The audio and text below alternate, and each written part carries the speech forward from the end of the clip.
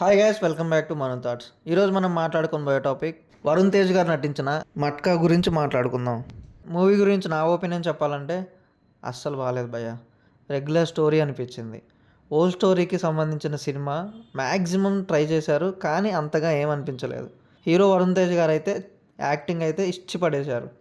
ఆ లుక్స్, ఆ variations, old getups కాబట్టి ఆ లుక్ రావాలంటే చాలా కష్టపడాలి. వరుణ్ తేజ్ గారు న్యాయం చేశారని అనిపించింది.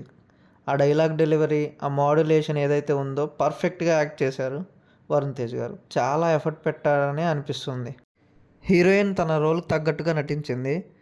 వాళ్ళిద్దరి మధ్య కొంచెం లవ్ సీన్స్ కొన్ని బాగుంటాయి. 90స్లో జరిగే స్టోరీని తీసుకొచ్చి ఎగ్జిక్యూట్ చేశారు. ఆ కథ ఏదైతే ఉందో అంతగా ఏమనిపించలేదు. ఇంకా వరుణ్ తేజ్ గారి పర్ఫార్మెన్స్ కోసం చూడొచ్చని అనిపించింది. కొన్ని పవర్ఫుల్ డైలాగ్స్ అయితే ఉంటాయి సాలిడ్గా. ఇంకా జీవి ప్రకాష్ గారి మ్యూజిక్ అయితే చాలా అంటే చాలా బాగా కొట్టారు. ఓల్డ్ సాంగ్స్ టైప్లో డ్యాన్స్ వేస్తారు, అంతగా బాగోవు.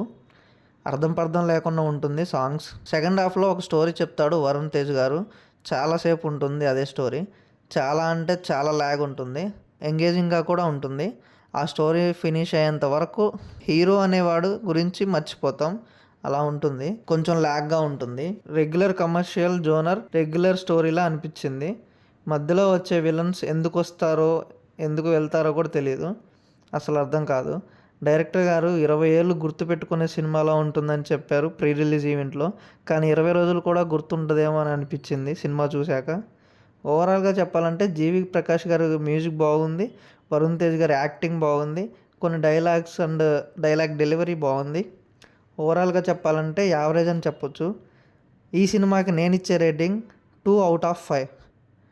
ఈ సినిమా కనుక మీరు చూస్తే మీకు ఎలా అనిపించిందో కింద కామెంట్ చేయండి. మరిన్ని టాపిక్స్ కోసం please subscribe to my channel.